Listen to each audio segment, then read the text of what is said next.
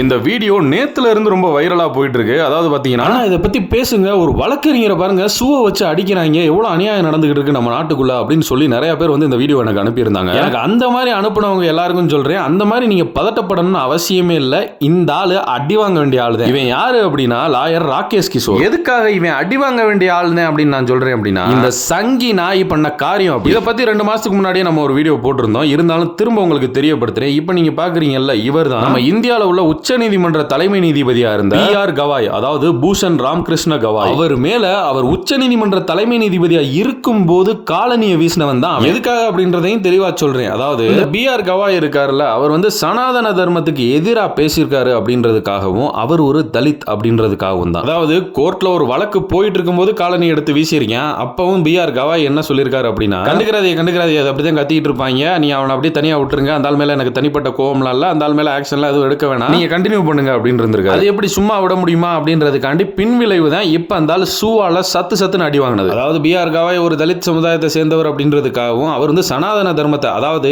இவரை வந்து எந்த ஒரு சிஸ்டம் வந்து தலித் அப்படின்னு சொல்லி சப்ரஸ் பண்ணி உட்கார வச்சுச்சோ அதுக்கு எதிராக நிக்கிறதுல என்னடா தப்பு இருக்கு சங்கி நாயே? அவங்க எதனால ஒடுக்கப்பட்டாங்களோ அந்த சிஸ்டத்துக்கு எதிராக நிக்கத்தாண்டா செய்வாங்க. உன் சனாதனத்தை நீ சட்டப்பையில வச்சுட்டு சுத்தி தர்றா சங்கி நாயே அப்படின்னு வார்த்தையால சொல்லாம அவன் என்ன பண்ணானோ, அதாவது அவர் மேல காலனி வீசினான்ல அதே மாதிரியே பின்விளைவு கொடுத்திருக்காங்க. சூவை கொண்டு அடிச்சிருக்காங்க. என்ன கொஞ்சம் செருப்ப சாணியில முக்கிய அடிச்சிருந்திருக்கலாம். அட ஏங்க நீங்க வேற, செருப்ப சாணியில முக்கிய அடிச்சிருந்தா பெருமைப்பட்டு போயிருந்திருப்பாங்க. அவ்வளவு ஏன் அந்த சூழ இருக்க கொஞ்சம் சாணியை எடுத்து நக்கிட்டு கூட போயிருந்திருப்பாங்க. பிரிட்டிஷ்காரன் சூவை நக்கி புழைச்ச மாதிரி. இதுல இந்த தமிழ்நாட்டு சங்கிகளோட இன்னொரு முகத்தை நீங்க எப்படி பார்க்கலாம்னா, அதாவது இந்த திருப்பரங்குன்ற இஷ்யூல வந்து ஜி.ஆர். சுவாமிநாதன் வந்து இங்கதான் விளக்கு ஏத்திக்கலாம் அப்படின்னு சொல்லி உத்தரவு போட்டது தமிழ்நாடு கவர்மெண்ட் ஏற்கல அப்படின்னு நீதிபதியோட தீர்ப்பை அவமதிச்சுட்டான்னு சொல்லி குதிச்சுக்கிட்டு இருந்தவங்க இந்தியாவோட உச்ச நீதிமன்ற, நல்லா கேட்டுக்கங்க, உச்ச நீதிமன்ற தலைமை நீதிபதி மேல காலனி வீசினதுக்கு வாயையும் அதையும் மூடிட்டு இருந்தாங்க.